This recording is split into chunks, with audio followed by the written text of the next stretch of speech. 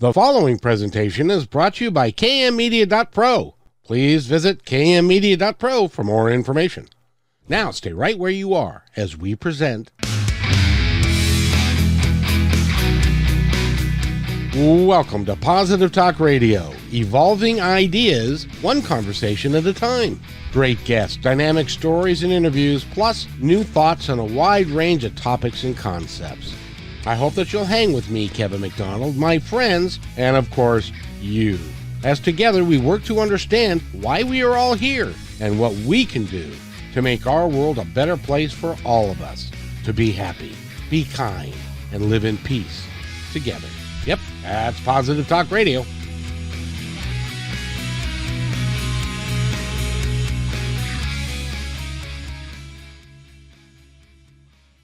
Positive Talk Radio. I gotta tell you, I'm extremely pleased today because we have a guest who's going to blow your socks off in a lot of ways.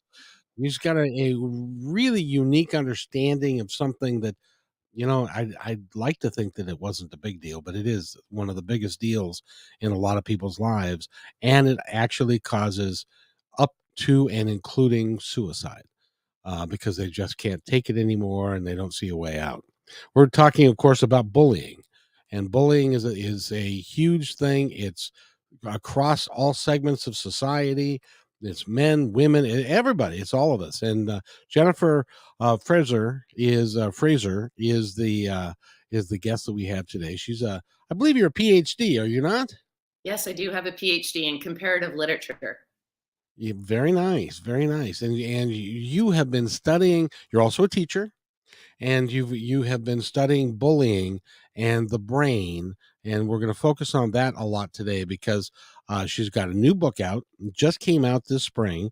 It's called The Bullied Brain, and the Bullied Brain is helping to champion, and it's championing mental illness as part of, and I guess I never even looked at it this way, Jennifer, is that the bullying is actually a form of mental illness, and it's because your brain has been damaged in some way or form. Am I correct in that?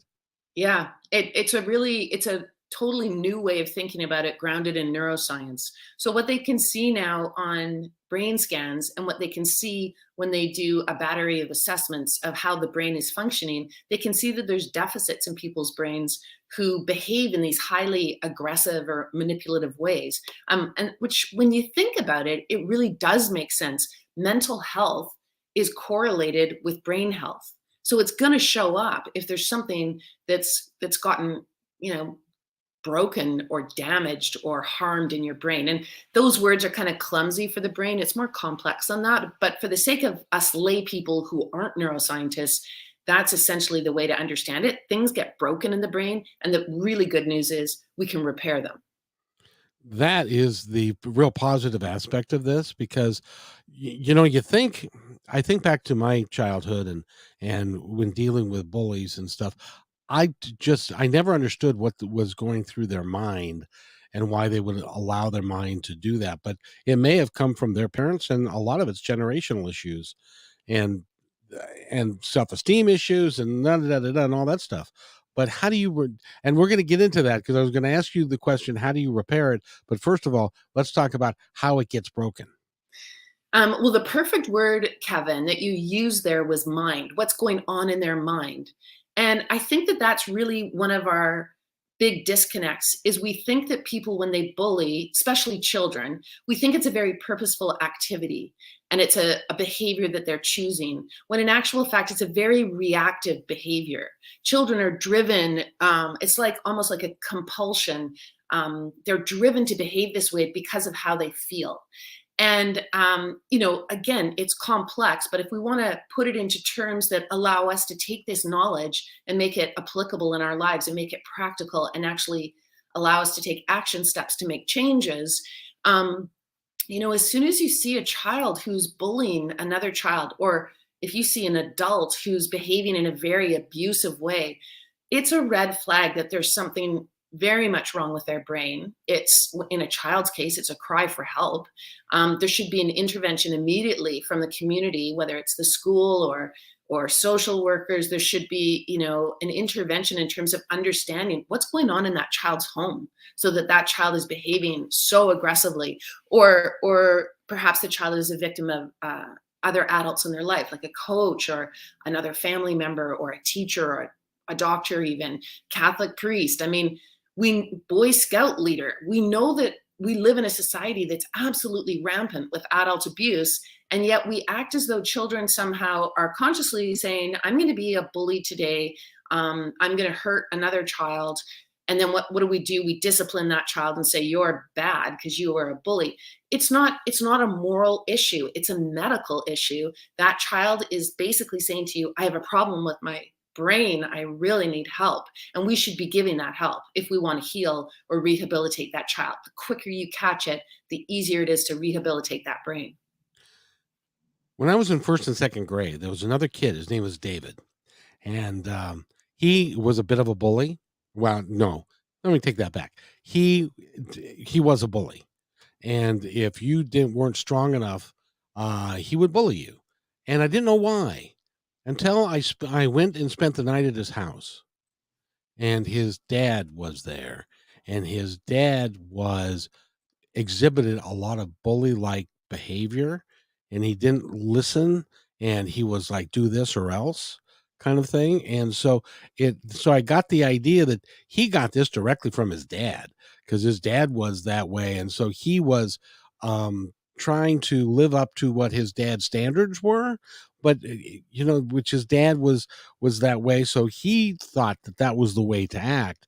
But now, how did that impact his brain, and how did he get damaged by it? Well, if you are acting in a very aggressive way, if you are trying to create a sense of selfhood as a child, not by problem solving or running around or playing games or connecting with friends or having learning experiences with the adults in your world, those are all natural, healthy, innate behaviors. Our brain is programmed for curiosity, for discovering, for learning, for movement, for definitely for social connection. Our brain is wired for all those things. We are not born with brains wired for bullying. So we have to ask the question, where is that coming from? And I mean, one of the most important things for people to know is when babies are born, their brains are wired for empathy. Within an hour, within a day, babies will start to imitate the powerful adults in the room. And the reason being, if you think from a evolution point of view, of course that's the way it is. Because if you are a baby dependent for many years on the powerful adults in your world, you need to understand what they're feeling, what they're thinking, and what their intentions are in order to survive. To be born into the world as some little tiny person who has a bullying agenda doesn't make any sense, and there's no research to back it. But yet, we talk about children as if children are the bullies, but you've just described that a child is watching a powerful adult in their life, their father. The father is role modeling bullying behavior. The child turns on social media, the TV media, and sees powerful adults in positions of prestige and leadership publicly bullying other adults. Of course, the child's brain says, oh, this is the conduct I'm supposed to exhibit. It will give me power. I must find people in my world who have less power than me and lord it over them in a really destructive way so they can reflect back to me that I'm very powerful. My dad needs me to do that to him. I'll find lesser beings to do it for me. All you're doing is repeating the adult's behavior, which of course is natural. I was just remembering back then, and what would happen would be at the beginning of the school year, his dad would shave his head. And with the idea being that he would then not have to give him a haircut for the rest of the school year. But he had no regard for how that made him feel because none of the other kids had a shaved head. So it was like he was he would so he ended up having to defend himself, and so he became a bully at the same time, because of his dad saying, I don't care what you think, I don't care about how you're perceived at school, this is what I'm going to do to you. Am I wrong in that? Was that as gross a behavior as I think, looking back on it as it was? Well, it's a violation of the person's selfhood. I mean, if you look historically, we have associations with shaved heads. We associate them with military. We associate them with controlling populations. If you want to shame a woman, you cut all her hair off to humiliate her. I mean, there's a deep-seated correlation between skinheads and kind of aggression and violence and shaming. So, especially if the child wanted it and it was a choice, and a son said, "This is how I want to present," then that's fine. But if it's an adult imposing themselves on the child, obviously that's going to be harmful if they're going against the wishes of their child. Now you're obviously much younger than me, so I'll just educate you a little bit. In the middle '60s, which is when this happened, there was a musical group. I don't know if you've heard of them. They're called the Beatles, and everybody wanted to look like them. Everybody wanted to have a haircut like them, and then he would show up at the beginning of school with a shaved head, which was absolutely so. It wasn't so he wasn't even the cool kid with the great haircut that reminded us of the Beatles. It was that his dad had no regard to what his feelings were in the matter. It was like, this is what I'm going to do, and there you are, you're stuck. So imagine he goes to school and he comes from a home where there's no regard for his feelings. There's no dialogue. There's no connection. There's no respect. Of course, he's going to manifest those behaviors in his social emotional relations with other children. So, one of the things that I read a fantastic article called, I think the title was "All Bullies Are Narcissists," written by a psychologist, Joseph Burgo. And he was basically talking about the way in which the narcissistic personality is dependent on other people in order to feel whole. And so a child like that doesn't feel whole. His father's not seeing him. He's not responding to him as an independent individual. The father probably comes himself from an abusive background. As we all know, this type of abuse gets passed on generation after generation until someone decides to break the cycle. And again, as I want to emphasize, and this is what my book is all about, every single one of us can break that cycle. It's hard work, but we can do it. And that's the good news. And that's why the neuroscience is exciting, because if we have a brain that got sculpted by a dad like that who was abusive, who made us go out into the world and be dependent on other people to reflect back wholeness to us, which is what happens to narcissists. On a brain scan, a neuroscientist looked at that child's brain and it was lacking in empathy. It didn't fire up. It didn't light up in the same way. It might have even processed information differently than a healthy brain, because that kid's brain is getting harmed by a dad treating him that way. And so, he seeks selfhood from other people. He's dependent on other people, as all bullies are, as all narcissists are. It's a horrible curse to put upon someone. And the beautiful thing is, or the cool thing is that you, in association with some scientists, and then we're going to talk about this young guy that's he's in his young 80s, that has been a mentor for you, and he's also was a big part of the book that you wrote. And his name is, again, Michael. Dr. Michael Merzenich. That's it. I couldn't pronounce his last name if I wanted to anyway. So, but Dr. Michael is somebody that you got in contact with because you developed these theories and you wanted to test them out with somebody who actually was a neuroscientist. Am I correct in that? Yes, exactly. So my PhD is comparative literature, and we were trained to take different discourses out of their silos and put them into the arena and see if the conversation changed based on having them talk to each other rather than carefully be in all their little silos and areas of expertise.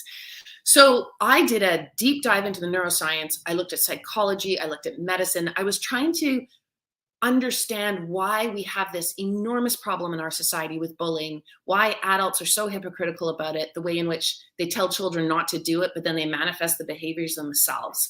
I was just trying to unpack this big social problem that's really harmful. And so it was really the neuroscience, the research really gripped me.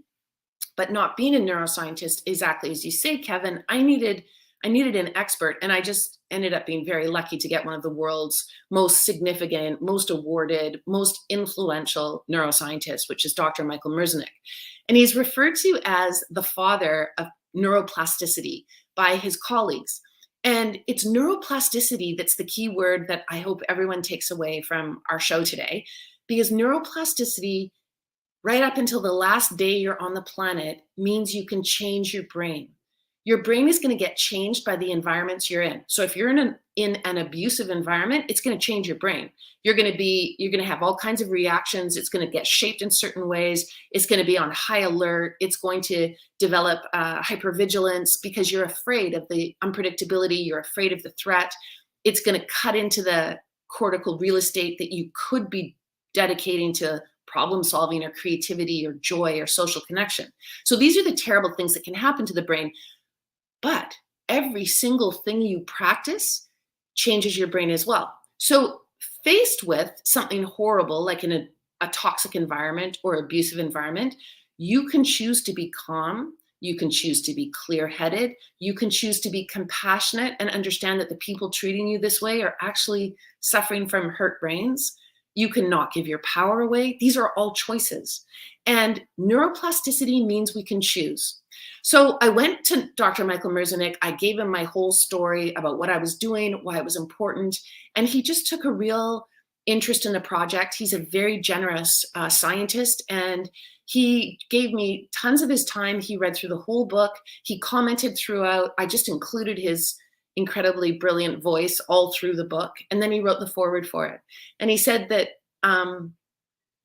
scientifically, the bullied brain is the most thorough treatment of the subject on planet Earth. So I felt really proud. Well, good for you. Now I want to go back, because was there a moment in your life that you said, I have got to pursue this. I really want to know why. Were you bullied? What was going on with you that sent you down this path? And by the way, I'd like to congratulate you on this path, because it's going to have an impact in the world, I believe. But I hope so.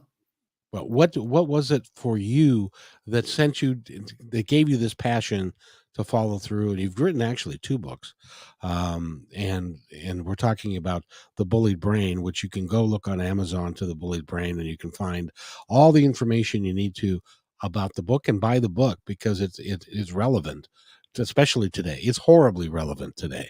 But what was it for you?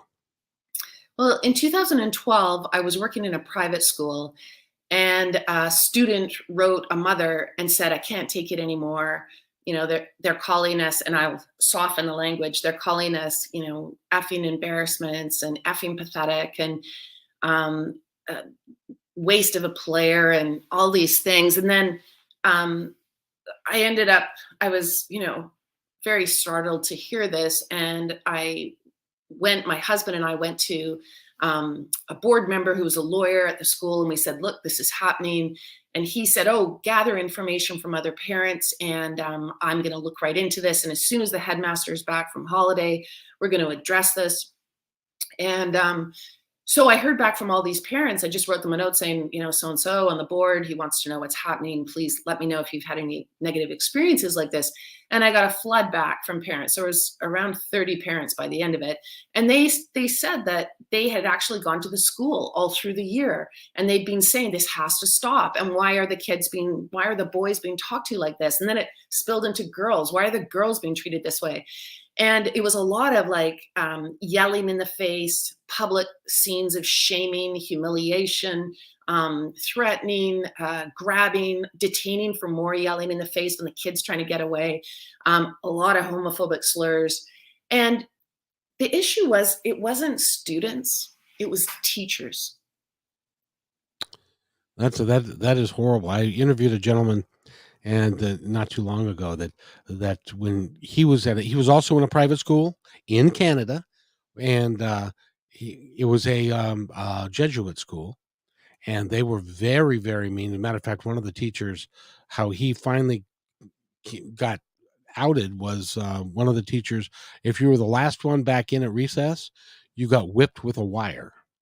And the kid who's a man now. His name is Mr. Harrison, Rex, not Rex, but I'll come up with it in a second. But uh, he went home and he was wearing long sleeves and long pants because he had all these bruises on his body.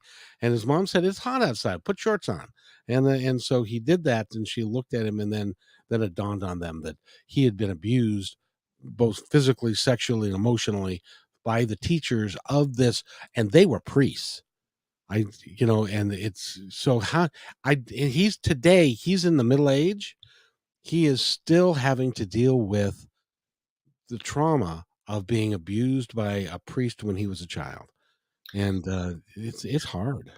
Well, and the thing is, I hate to be the bearer of like the most doom-filled information, but Oh, do tell, do tell. I just gotta say it. I mean, it's so horrible. But the fact is, we as adults find it so uncomfortable. We don't talk about it.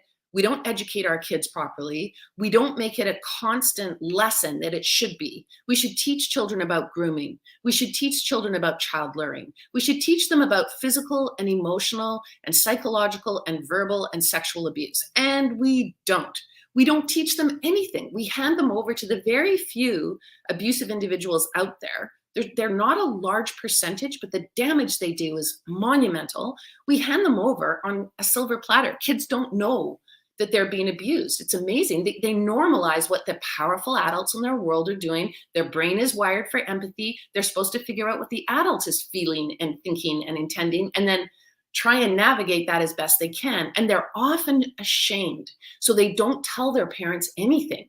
And I speak from experience because when my son was one of the victims, let me add, when my son was being humiliated in this way, and what they were essentially doing is weaponizing his sport against him and the other kids too, because he was a passionate athlete. That's all he wanted to do. It's what he wanted to do at college. And they took that away from him basically. And that's what a coach / teacher can do. They can lord over you what you most want, and they can block the opportunity for you to pursue it.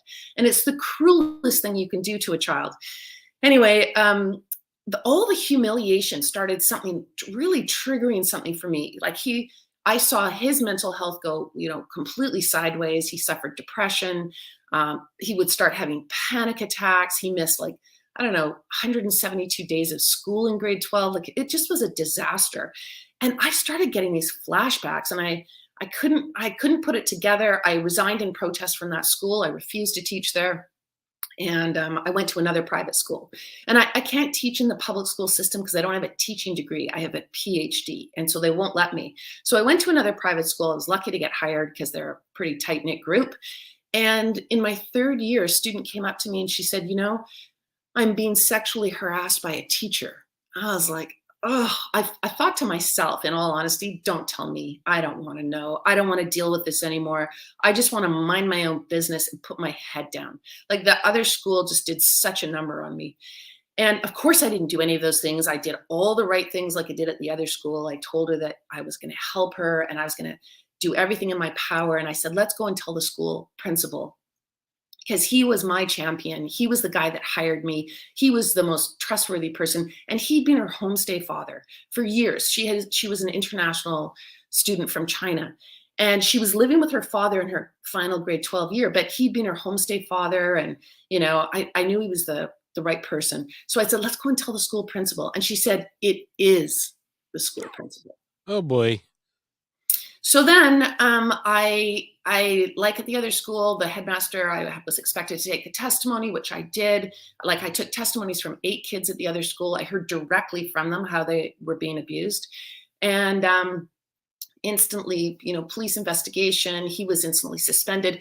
But then the whole broken machine started up again, like it did at the other school, where everything got covered up. All my colleagues, the students, the families, they were all lied to. They were told he was on sick leave.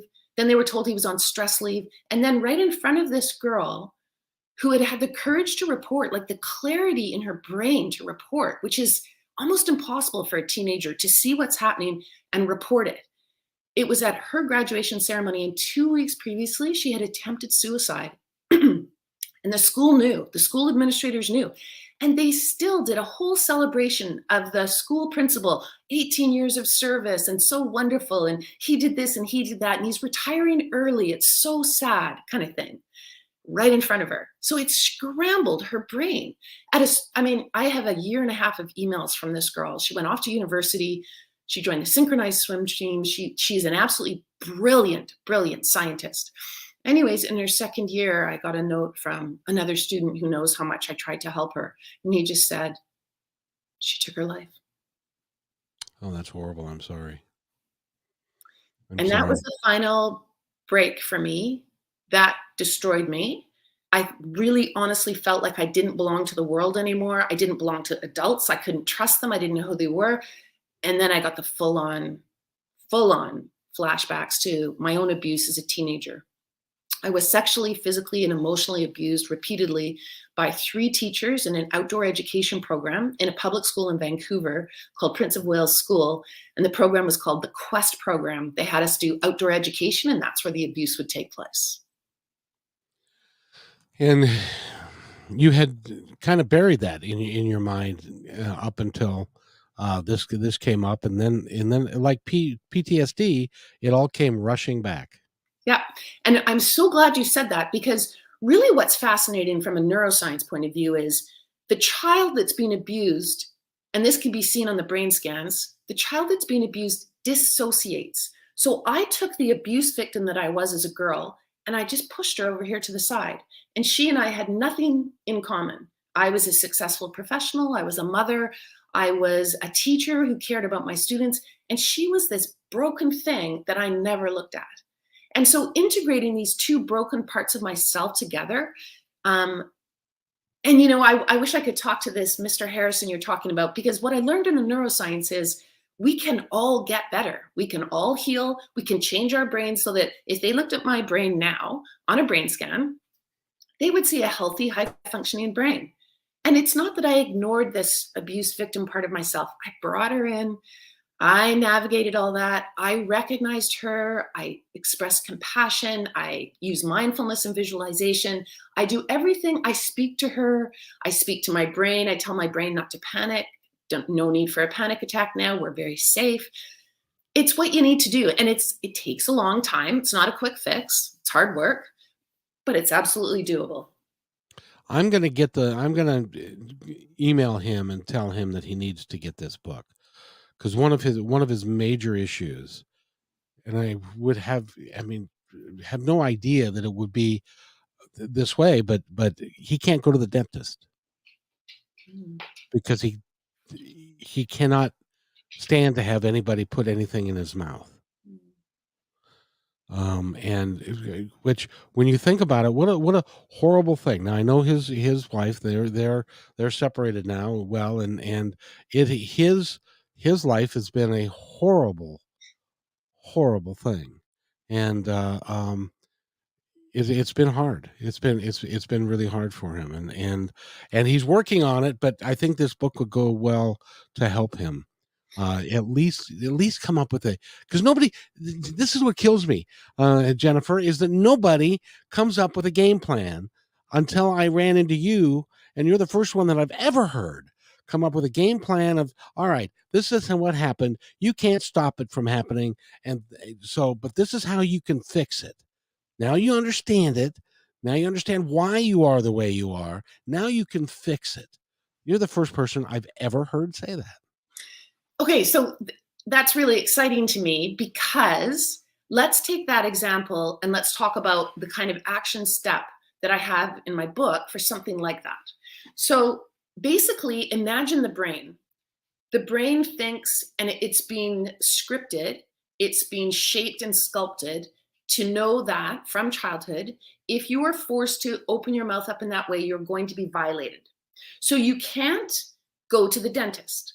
So what you need to do is recognize that inside, if you could look at your brain, you would see that there's a neural network that is scripted in that says, at all costs, do not open your mouth, do not let in a man, do not let an adult, do not let anyone, a professional, anywhere near your open mouth.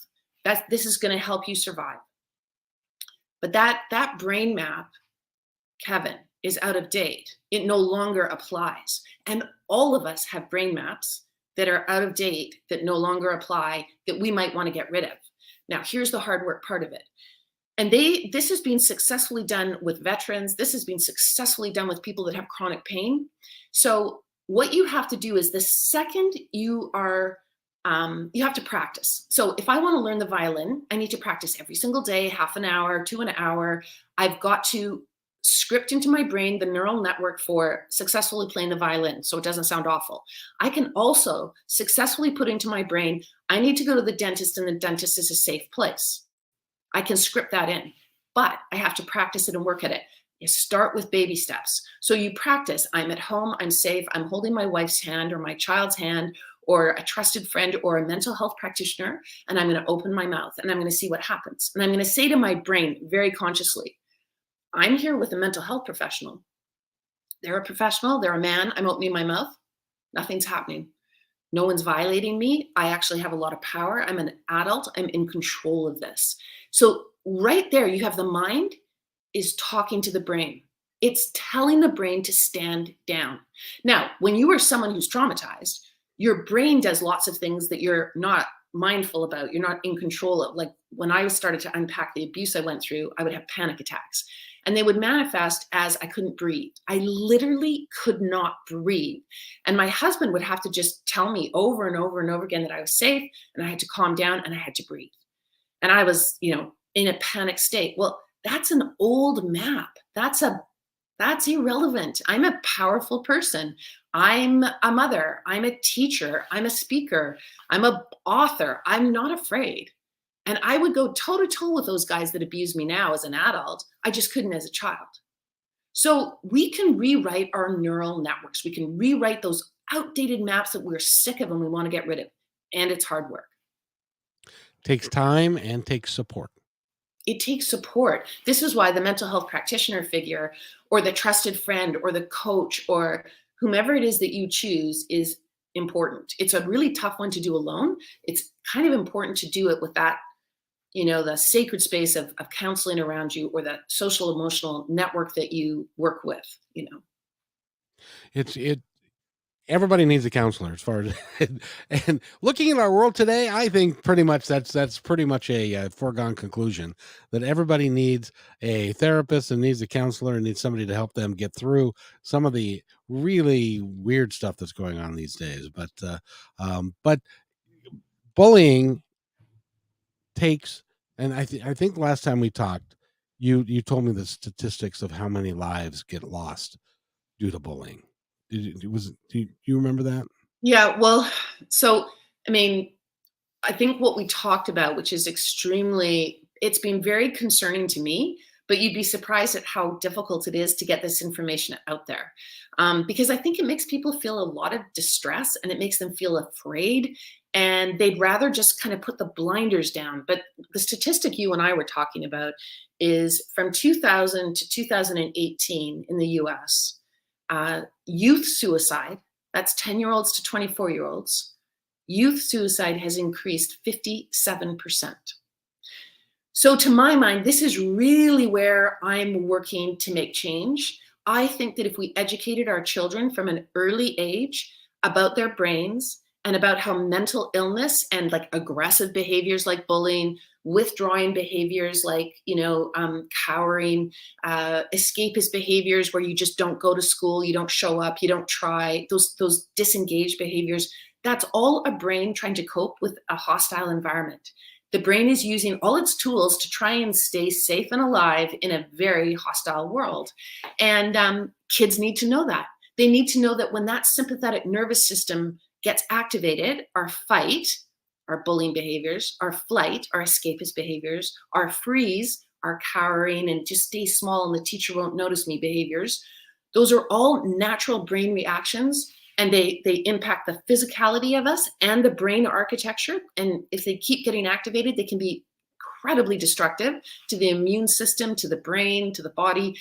But kids need to know about them, and they need to know how to turn that stress response system off when they're safe. So if they are coming from an abusive home, they go into the school and they assume the school's an abusive place.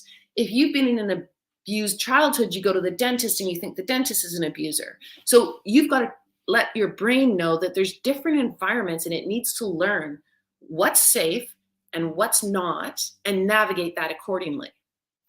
You My need to grand turn oh, off go that. ahead. Sorry. I'm sorry, say that again? I was just going to say, sorry, I go on and on. I just was going to say that it's important to learn how to turn the sympathetic nervous system off. And one of the best, there's two fabulous techniques for that. And this is all grounded in science. One of the best ones is like physical exercise, aerobic exercise calms down the sympathetic nervous system, and so does mindfulness. Describe mindfulness for me. So mindfulness, it's really cool how it works because, so imagine I'm doing a mindfulness practice and I'm going to lead you through and I'm going to give you, Kevin, a meditation about, we're going to talk about nature and a sunrise, and I'm going to get you to breathe very slowly and very purposely, very deep, slow breaths. I'm going to ask you to just forget about all your worries, stop thinking about your feelings or memories or what the concerns you have for the future. Let all of it go. Be with me. Come into the now. Let's do this meditation together and deep breathing, very purposeful. You can literally see on a brain scan when that's happening that the brain is changing. It's calming down. The cortisol levels, which is a corrosive stress hormone, the levels are dropping because the brain can't see what's going on. But if you do those behaviors, you're telling the brain that there isn't a danger. There's no threat, there's no predator, or you wouldn't have time to be breathing like that. You wouldn't have time to be calm and being in the moment. You'd be in fight, flight, or freeze. So when you do those deep breathing, calming, in the moment behaviors, you are communicating directly to your brain that you're safe. And your brain needs to know that. We live in a very high threat world right now. We are bombarded 24/7, and so are our kids. No joke, they're reacting in a very mentally ill way to what's happening in our environment. Exactly. And if you're not really familiar with meditation or guided meditation, I have one up on positivetalkradio.net. There's a really good guided meditation. It's grounding. It's designed to help you um, get in touch with yourself and get in touch with spirit and the ground and all that kind of stuff. So look at that. It's minddependence.report.net. It's been downloaded like 25,000 times or some silly thing. But which is really cool. But because mindfulness and works really well. Now, do have a concern. My granddaughter's 4 years old. When do we start talking about these things to children without scaring the living daylights out of them? Or Well, do we scare the living daylights out of them? I mean, it has to be bit by bit. So, you can have a child in kindergarten, you can have a 4 and 5-year-old who's being yelled at repeatedly or berated by a teacher. I mean, it does happen. So you need to, very rarely, but it does happen. So you need to start early, I think, where as a parent, you communicate to the child that if something happens at school or with any other adult, at a friend's house, at the doctor, any sort of a situation involving an adult where the child felt uncomfortable or afraid, or you've got to build the vocabulary. So it's really important. Kids can't create, the neuroscience calls it emotion concepts. A child can't create an emotion concept very well if we don't give them the words. So a child can't create the emotion concept for afraid unless we help them associate what fear feels like in the body, what it feels like in the brain, how different kinds of scenarios that might make you feel afraid, and give them a rich tapestry with which to be able to understand, am I feeling afraid or am I feeling a little nervous? How is fear different from nervousness? One of the things I really worry about is how we talk to kids and we use these big blanket words. We say, you're depressed, or you're getting diagnosed with anxiety. What we want to do is teach kids to understand that anxiety is just an umbrella term. What are all the rich emotional concepts that they have for all the different things that happen in their world? They might actually be feeling excitement, but if we keep telling them the world word anxiety, and then we tell them that it's a disorder, then we're creating this kind of dynamic where every time they get nervous or excited or feel, stressed about a challenge, they think it's negative. So it's really up to the adults, and it should get more and more sophisticated as kids grow up, so that our grade 10s and our grade 11s and 12s, they should be experts in the brain. I presented, this is before COVID, I presented in Orlando at the National Alliance of Youth Sports to 300, mostly men who run sports and rec facilities across the US. And I was speaking to them about neuroscience, and I said to them, put your hands up if you can identify 5 parts of the body and what its essential function is. Like, what does it kind of do? I mean, obviously the body, it's a holistic thing, but basically, what does the elbow do? Can you tell me? All hands in the room go up. And then I said to them, okay, can you please raise your hand if you can name 5 parts of the brain and basically what it's involved in, like what's its function? What does it do? And literally everybody went, Nobody raised their hand, I'll bet. no. And so I said to them, we've got this incredible thing in our skulls. Let's learn about it. And people they want to know. Well, if you can help somebody heal their brain so for heaven's sakes, they can go to the dentist again. I mean, that is a real practical, basic part of life, is to be able to handle those things.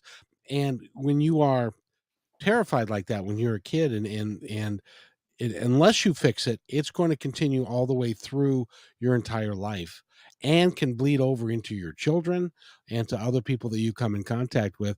Hence the reason that there can be a 7-generational thing.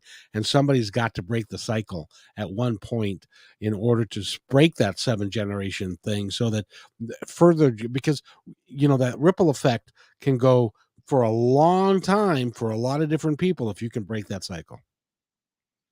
Yeah, it's goes to show you how scripting is hard work to get rid of.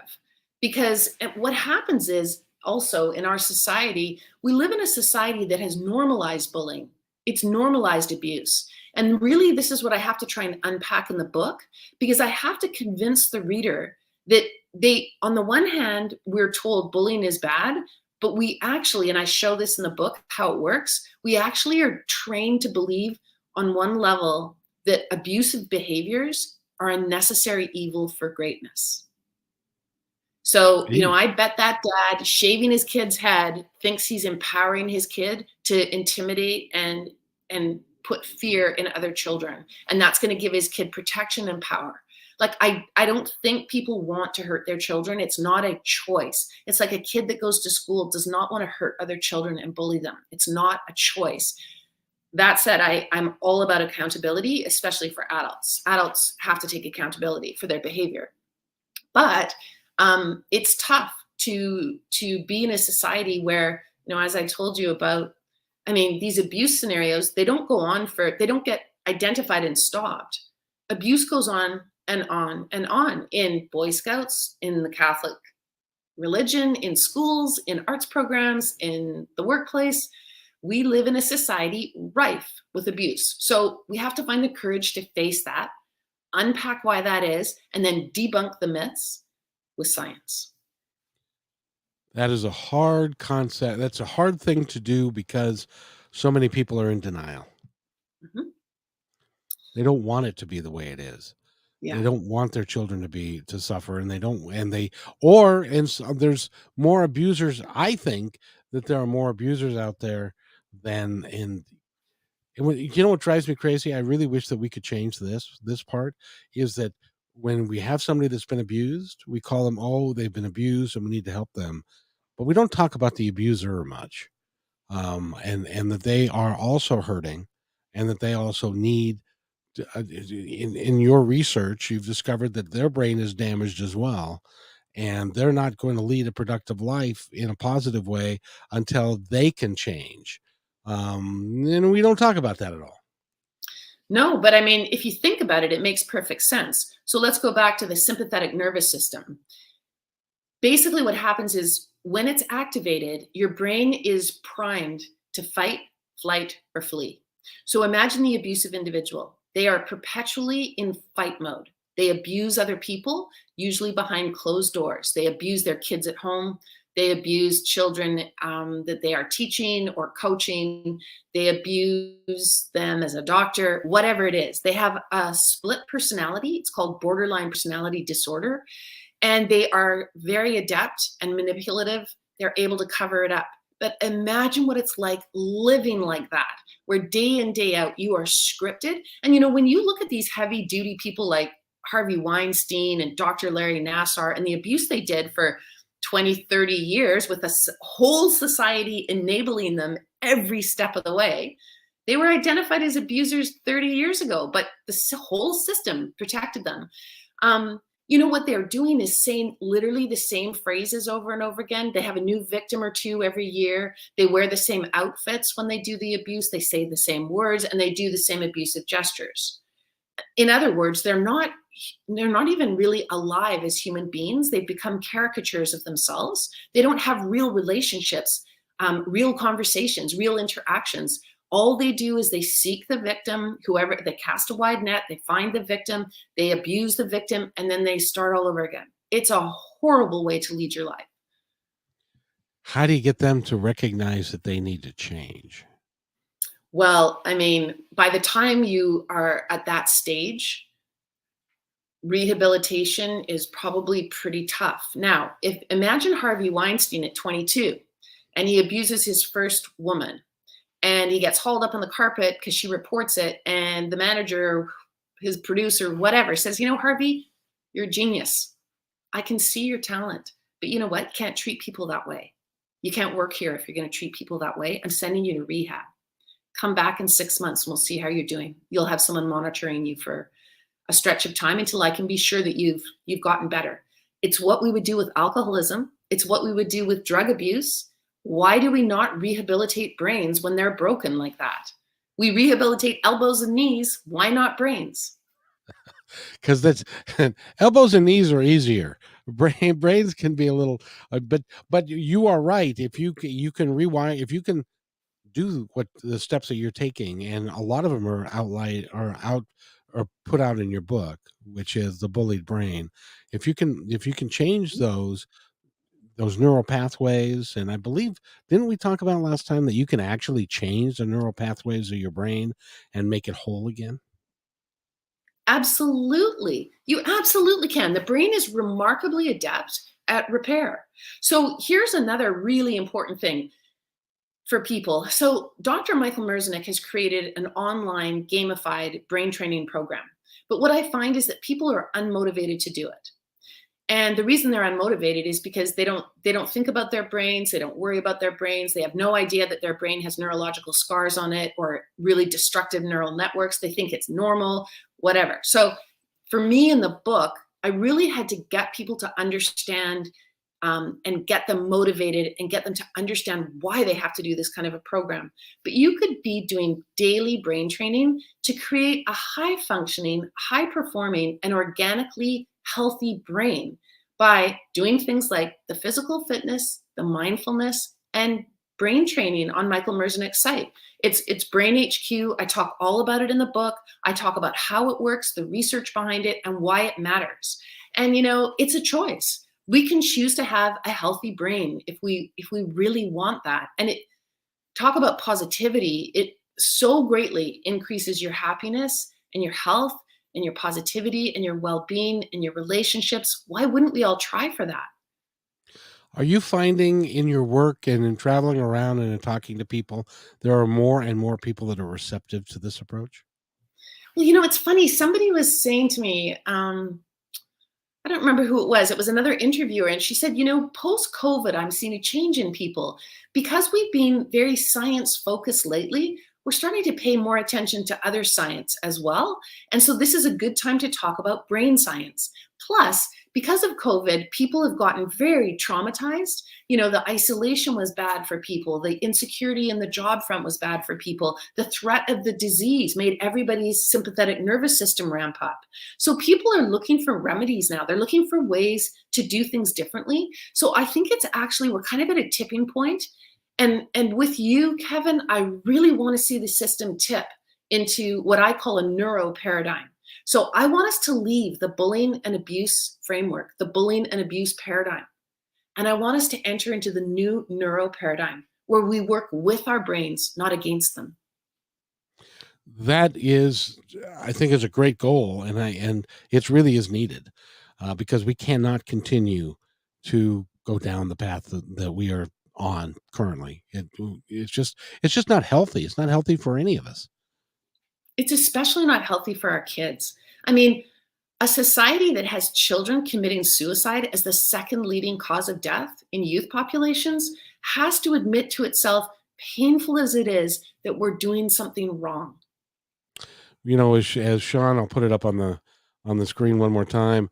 As Sean says, this is terrifying. I assume he's got a young child, and when you are, well, okay, he's my son, so I know he's got a young child. He's my granddaughter. And hi, Sean, how are you? And it's very concerning. It's very concerning because you want the best for your kids, and especially a girl child. Well, I take that back. It doesn't matter, because as children, boys are equally abused as girls are. So Yep. it's tough, and I applaud your work, because with this we could get a clear understanding that it's not that he's just weird. He's got a very dysfunctional brain, and you can fix it. Well, and I think what I would say to Sean if I was talking to him is, um, this is empowering. This is empowering information for parents. Yes, it's frightening, but if we take our fear and we channel that into teaching our children that most adults that they're going to come across are to be respected and you should obey what they say to you, but you've got to watch out. You need emotion concepts for adults who manipulate. And you have to understand that these are the tried and true behaviors of an adult who is doing any kind of grooming, child luring, emotional abuse, etc. It's textbook what they do. They're not particularly imaginative, as I said. They've been doing the same thing since the 1980s when this was first blown open by psychiatrist Alice Miller and Roland Summit. And we still are, as a society, we're still doing the same things. So we're not stopping it. But in my book, I talk about things like how we need to unlearn. We have to unlearn the ways in which our brains have been scripted. We need to disobey. We need to teach our children not to obey every adult. Some of them are not trustworthy. And it's okay to know that. They will be much safer and much more sophisticated and much more psychologically astute and get curious and excited about their brains if they understand that sometimes adults have hurt brains and you have to be careful. And these are the words you use to tell your parent all about them. You know, I was a scoutmaster. I was a cub master for a group of like 75 kids, and I'd like to think that all the parents that were involved and all the kids, that nobody had a bad experience. But sitting here today talking with you, I can't say that. It never came to mind. But now, Boy Scouts have had to declare bankruptcy because of the amount of abuse that was committed, and people are now waking up and coming back to it. So it's in the Catholic Church. I don't know why they think that putting a bunch of unmarried men in charge of kids would would make any sense at all. But that's just me. But it's not just those things. It's everywhere. It's in schools. It's on the playground. It's and that we haven't even touched on social media yet. I know social media. God, I've been thinking a lot about it because one of the things I learned about these emotion concepts that children create, and we all create. So, and it's a really hard thing for people to understand. People think that their feelings are part of their innate makeup, and we all have the same reactions. We all feel sadness faced with X, and we all feel happiness faced with Y. Well, it's absolutely not neuroscientifically the case. What we do is our brain looks at a situation and it predicts the best response. And it happens so lightning fast. We think it's just natural within us, but it's not. It's our brilliant brain going, okay, I'm being confronted with something. What is the proper emotion concept for this? And what would be a good example? Uh, and this is really relevant to social media because our kids look on social media and they see a lot of put downs, bullying, cruelty. They see a lot of violence. They see a lot of like the online world of lack of accountability is one of the just the worst things that's ever happened in terms of creating emotion concepts for children that are super unhealthy. So if you are steeped in that world of guns and violence and anger and put downs and humiliation and these ways that people seem to be trying to gain power, of course your emotion concepts to situations in your life are going to be shaped by that. And so we're seeing more bullying with children. It's not lessening with the work that we do with our child populations. It's increasing. So again, we have to look at our situation and say it's not working. We have to do something different. And again, I think teaching kids the science of their brains, teaching them the psychology, teaching them that things like positivity is incredibly healing, they need to know that. Yes, they do. And it would be great. It'd be grateful if we could get you on every street corner in America right now. Well, sometimes it's funny you'd say that, Kevin, because sometimes I think to myself, hearing myself, I'm like, I must have been like an Old Testament prophet, you know, back in the day. Because, here I am railing against the system and we have to change it. And gosh, I'm sure that's who I was. Well, it's truly interesting that in our culture, and now you're in Canada or I'm in the United States, and we had a narcissist for 4 years that was the president, and all the things that are now just coming out that this is one of the weirdest things we kind of knew, but Mhm. nobody wanted to say anything. So we knew, but we didn't really know, and that's kind of how bullies are successful in what they do, because we kind of know, but nobody wants to walk up to you and say, why are you bullying somebody? And son, you need help. Let me help you. And Well, I think that's actually a brilliant example because we talk about bullies and we talk about the bystanders. We talk about the enablers, the people in positions of authority and power who don't do anything to stop abusive behaviors. But the people we rarely talk about are the beneficiaries. When you are a bully or you're an abuser, one of the key things you need to do is have a whole group of favorites. And those favorites will defend you to the ends of the earth when you get accused of abusive behaviors, which then puts into doubt and confuses the whole situation for the person that's reporting the abuse. Because the beneficiaries are saying, oh, no, he's wonderful. He does this and that. He's made a fabulous economy. Look at Putin. Putin's surrounded himself with the oligarchs.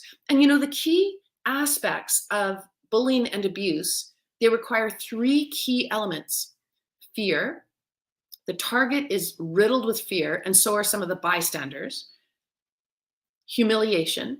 It's critically important. People are terrified of humiliation. They'd rather be beaten up.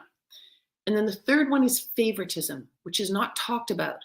But people like Putin surrounds himself with oligarchs who get inhuman amounts of money by supporting him. And lo and behold, when Putin is saying he's going to press the nuclear power button, they're all looking the other way. They're all running the military. They're all bombing their neighbors, the Ukrainians, for no apparent reason, And that's the macrocosm of the bullying scenario.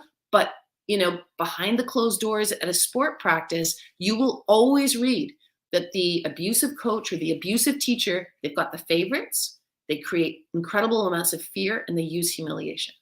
And everything stems from that.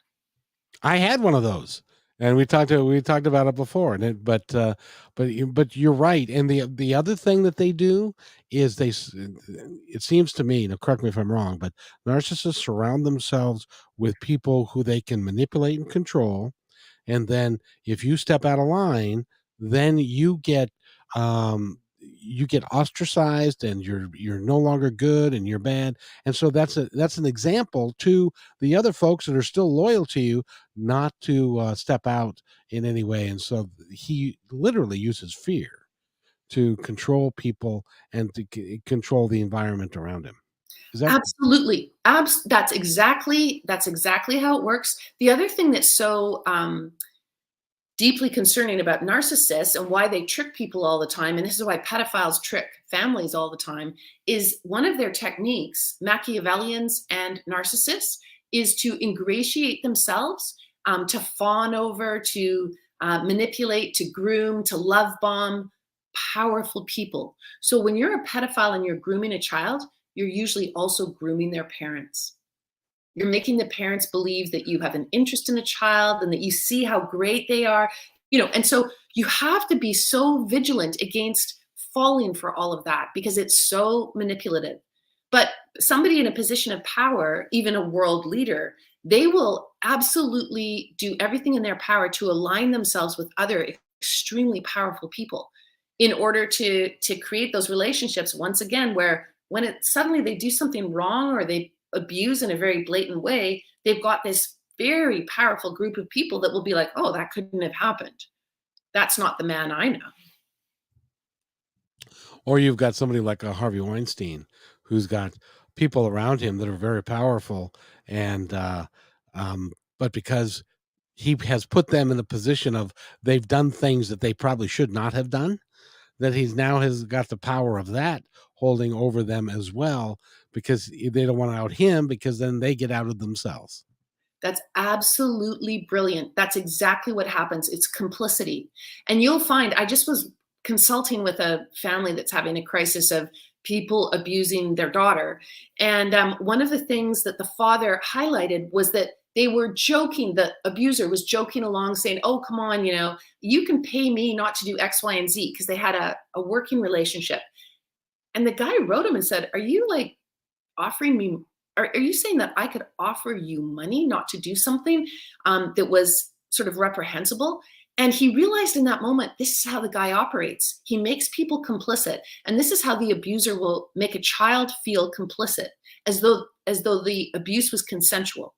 And then the child doesn't want to tell anyone because the child feels that it was their fault, that they are ashamed, that they participated. Complicity is one of the most powerful tools in the toolbox of an abusive individual. And they are actually told by the abuser that if you tell anybody, horrible things are going to happen, and this is your fault, and they are put into that place of where if you tell somebody your dad is going to whoop you, and I'm telling and then you're not going to have any friends. It's Yeah. it's horrible to what people do to each other. Yeah. Well, it's a whole bunch of, we talk about health all the time. We talk about wellness all the time. I want to become a society where we talk about brain health. All of us, like when we see these types of behavior, we can't just like throw our hands up and say, oh, this is terrible. We need to say, we have a lot of unhealthy brains. Let's learn about our brains and how to keep them healthy.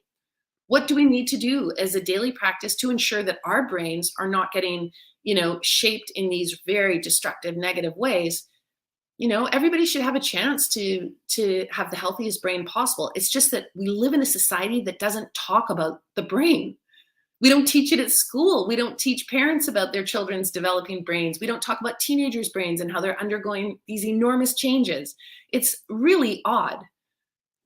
It is, and then we don't talk about concussions, and we don't talk about football players that take repeated hits to the head. We still have a couple of games that are legal, that we watch people beat the shit out of each other, and they're legal, and part of knocking somebody out, that is a something that is a great thing, to knock somebody out, but you could literally, quite literally, be killing them at the same time. And same with a concussion. I mean, it's a concussion is a really good example of how we are slowly but surely lurching towards brain awareness because, as back in the day, you just clap the kid on the back and send the player back out and, do it for the team. You just got your bell rung, no big deal. Well, we now know it's a traumatic brain injury that's incredibly serious. That's what I want to happen. I want to have happen with bullying and abuse.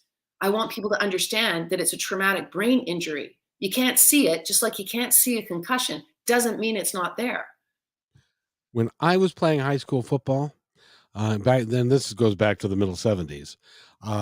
Getting your bell rung was actually a humorous event, for the other players and stuff. And then they just rubbed some dirt on it and said, "Can you count to 5? Yes, okay, out you go again." But some of those kids did not do well after that.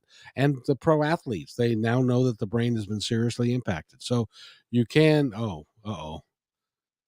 John says it still is that way. So, so the thing we just, and that's why I'm glad you're here, and that's why I'm glad we're having this discussion. Will you come back and talk to me some more? Absolutely. I honestly, I care about this so passionately, like you do.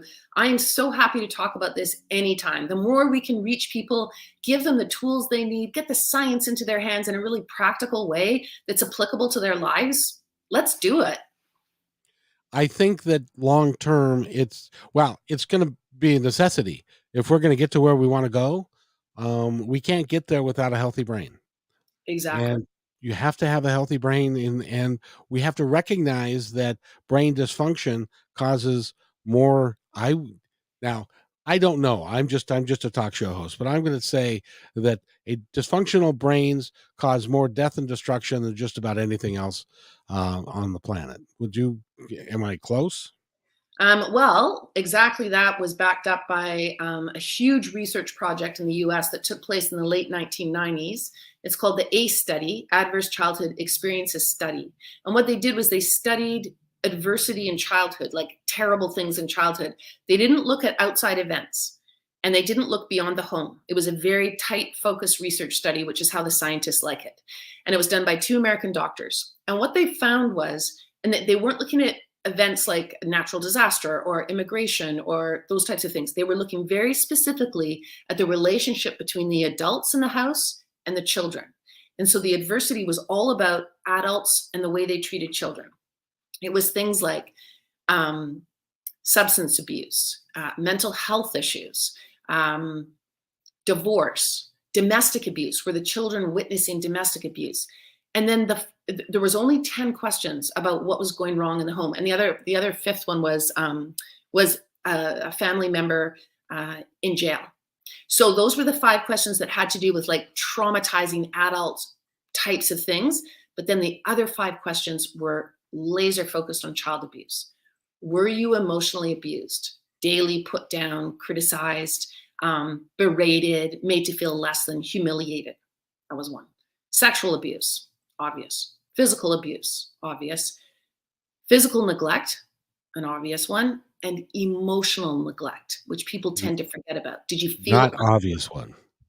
Not an obvious one. Did you feel unloved? Did you feel that no one cared about who you were? Just that little boy you were describing that you grew up with. That was a kid that had emotional neglect, right? So, the dad didn't even see him. It was he was expected to reflect the father. He wasn't even seen as a whole human being, independent and doing his own thing.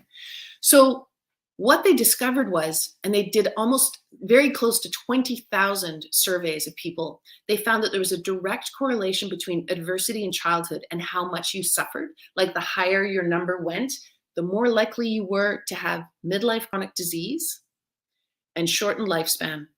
Your chances, like if you got to a 4 on the ACEs scale, it's called, you can go online and do this, but I recommend doing it if you come from abuse, please do this with a mental health practitioner with you or a very close network, because it can be pretty upsetting. But they found, so for example, if you had 4 out of 10 on the ACE cycle, you had something like 80% more likelihood of committing suicide. So yeah, you're right. The research backs up exactly as you said, Kevin, our inability, like if you're abusing a child, you have a damaged brain. It's not normal, it's not healthy, and there's no indication of brain health as soon as you're hurting a child in whatever form it is, neglecting them or emotionally putting them down or hitting them or sexually abusing them. You've got a disordered brain, unhealthy. And the one at the very end that you talked about, which is I forgot about it. I forgot what you call it real quick. Emotional neglect. Thank you. Emotional neglect, I think, is because it's hard to quantify, and it's hard for people outside the home to understand it and how it's actually working within the brain of that child. that's one of the more insidious ones because it can affect you and nobody even notices it for your entire life. It can affect your relationships and who you love and who you care for and how you raise kids. It can be all of that, right? Well, that should be the starting point for our next conversation because it's such an incredibly important point you've just made. And the point is, when people have hurt brains, it's invisible. So we don't get them the help they need. But I always use this analogy, and I used it in my TEDx talk because I always am trying to find a way that people can understand. When I was growing up, when you were growing up, smoking was normal. You couldn't see that it was causing tumors in the lungs or in the throat, that it was blackening them with tar. You couldn't see it. But as soon as they could see it on x-rays and really understood that there was a direct correlation between smoking cigarettes and cancer, then all you ever see now are the x-ray. If you're going to buy a package of cigarettes, you have to look at an x-ray of cancerous lungs. And you have to, full knowing that, choose to buy the cigarettes and smoke them. That's not how it was for us when we were growing up. It was all invisible. We believed that smoking would make you the Marlboro Man. It would make you Audrey Hepburn. It was a way to be glamorous and sophisticated, and you would lose weight, so it was so healthy. Not true. That's the same thing with bullying and abuse. Lots of adults still think that they will create a tough kid, a kid that's got resilience, a kid that's got grit, if they lambaste them 24/7 and toughen them up. It's not true. It does incredible damage to the brain. So I want to be in a world where adults who want to treat kids that way have to look at the brain scan of what a brain looks like when you emotionally neglect. Like one of the saddest studies was done in Romania. They had all of these orphans. It's a long story. It was a crazy political thing where the dictator was trying to increase population, made all the families had to have all these children. And they couldn't care for them. So they all got housed in these kind of factory-like warehouses where they had no attention. They weren't hurt or anything. They were given food. They just didn't have any loving adults. They weren't held. They weren't sung to. They weren't loved. They weren't touched. They weren't cared for. And their brains were so damaged. They couldn't walk. They couldn't speak. It was just that the human brain is designed to be loved. It's designed for caring parents to nurture you from 0 to 20 or 24, really. The brain doesn't become fully mature until 24. I'm glad that we're making some changes because when I was growing up and, way back in the 60s, you could walk in at 12 years old to a gas station and they would have a lineup of vending machines. You could buy cigarettes right out of a vending machine. If you had I know. 55 cents and so now at least 55 cents, can you imagine? And anyway, but nowadays, I mean, at least that it's going to kill you if you continue to do it. That. And but the other thing is that we still, because of the money involved, we still sell them in every convenience store and every grocery store in the land because they make money from it. We have to get past that idea and to get rid of things that really are not good for us. So anyway, that's my public address system. So in any event, we've been talking with Jennifer Fraser, and if you need to go get the book, The Bullied Brain, it's in Amazon. Just Google it. It's everywhere, and it needs to be everywhere. And you can tune into positivetalkradio.net, and you'll see this interview in its entirety. And she's coming back because I'm not going to let her go because I was bullied as a kid. Like I think I told you, there were times when I bullied back, when I when I grew into myself and stuff. But it's something that affects all of us, and it's real important that the word gets out about what we're doing. So I want to thank you for being here.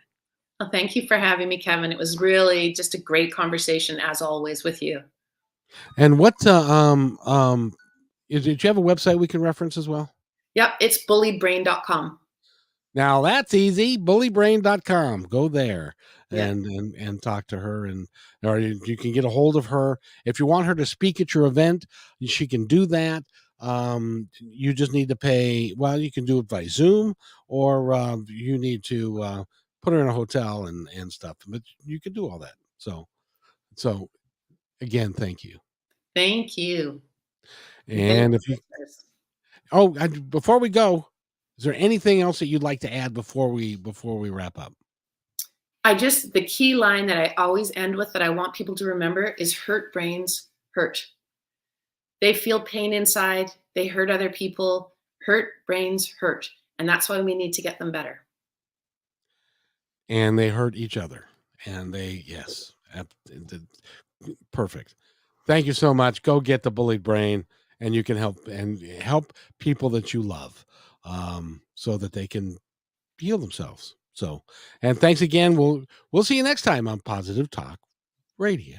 Hey, thanks for enjoying this episode all the way to the end. Please give us a like and subscribe to this channel. This has been a production of PositiveTalkRadio.net. Please visit our website, oddly named PositiveTalkRadio.net, for more details about us and our mission, which is to provide great positive programming designed to inspire us all. I'm Kevin McDonald, and I'm proud of these shows, and I truly hope that you'll like them and share them with friends and family. So on behalf of our entire team, remember, be kind to one another, because each other's all we got.